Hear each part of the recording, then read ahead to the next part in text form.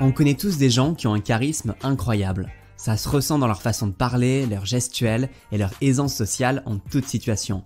Ce pouvoir qu'ils ont d'attirer la sympathie et l'admiration des autres leur vient de leur confiance en soi.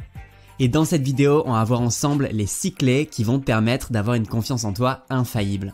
En fait, tu peux les voir comme des piliers. Si tu maîtrises 4 ou 5 piliers, ta confiance en toi et ta présence seront déjà grandement boostées. Mais si tu réussis à devenir solide dans les 6, tu seras inarrêtable. D'ailleurs, tu peux me dire en commentaire les piliers que tu maîtrises et ceux dans lesquels tu aimerais t'améliorer. Cette vidéo a été réalisée en collaboration avec Seb de la chaîne PostDev. Alors si la vidéo te plaît, n'hésite pas à lâcher un pouce bleu et à aller t'abonner à sa chaîne, car il fait du super bon travail. Je te mets le lien de sa chaîne dans la description de cette vidéo. Allez, c'est parti! Salut à tous et merci Philippe de m'accueillir sur ta chaîne. Ce qu'il faut d'abord comprendre, c'est que la confiance en soi repose sur l'estime qu'on a de soi. Il faut qu'on se considère compétent pour faire face aux défis de la vie et digne de vivre une vie heureuse et épanouie. Vous allez constater qu'une bonne estime de soi vous permettra de transformer vos relations avec les autres, parce que la relation que vous avez avec les autres est le reflet de la relation que vous avez avec vous-même.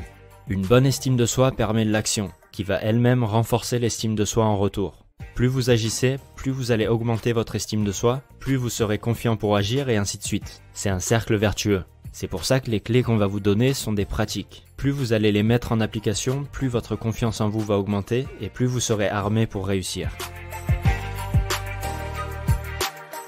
Numéro 1, la pratique de la vie consciente. La première clé, c'est la pratique de la vie consciente.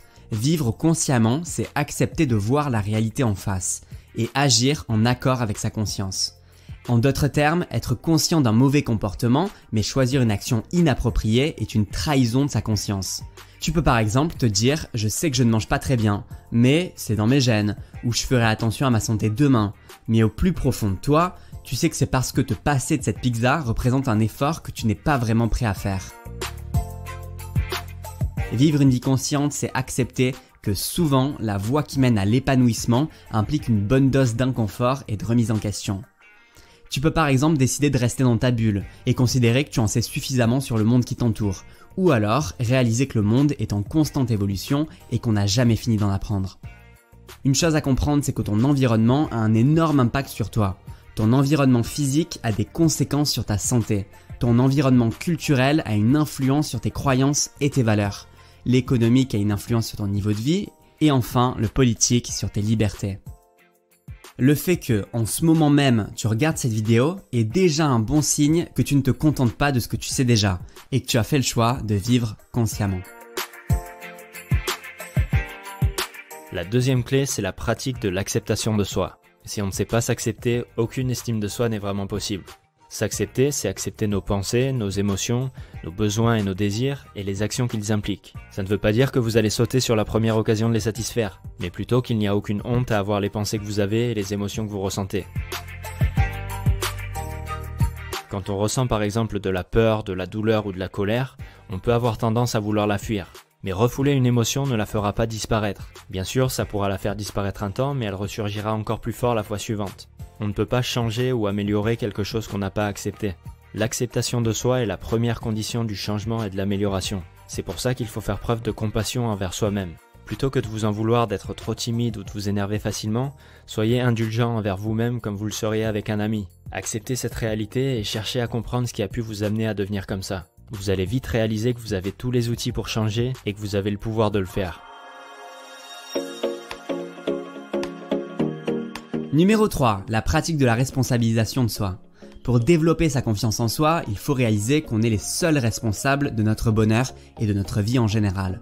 On peut penser que prendre la responsabilité de ses actions est un fardeau, mais en fait, c'est une libération.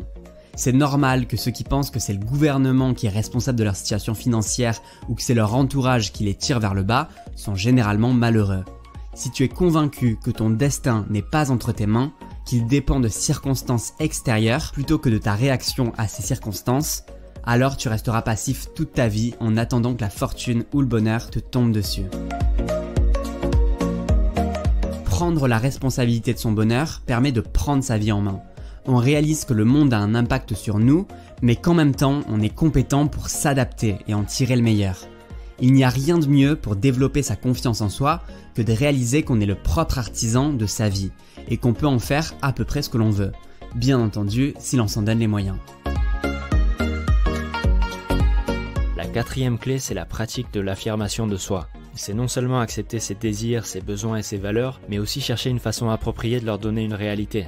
On peut céder à la peur ou à la timidité, éviter la confrontation ou l'inconfort que ça peut entraîner de partager ses idées et ses convictions, ou on peut faire le choix d'exprimer ce qu'on a en nous malgré tout. S'affirmer, c'est pas essayer d'imposer ses idées et sa vision par la force, mais plutôt refuser de dissimuler ce qu'on est dans le seul but de plaire. C'est tout simplement être authentique. En fait, ça peut paraître contre-intuitif, mais pour être accepté et aimé par son entourage, il faut pas se conformer aux opinions et aux intérêts des autres, mais développer les siens. Il n'y a rien de plus puissant que l'authenticité pour développer des relations saines et solides. Ça demande du courage, bien sûr. C'est beaucoup plus facile de renoncer à ses désirs et sacrifier ses idées pour être accepté. C'est plus facile de rentrer dans le moule et d'être un énième clone. Mais pour profiter du confort que procure la confiance en soi, vous devez accepter l'inconfort qu'implique l'affirmation de soi. Numéro 5. La pratique d'une vie axée sur un but.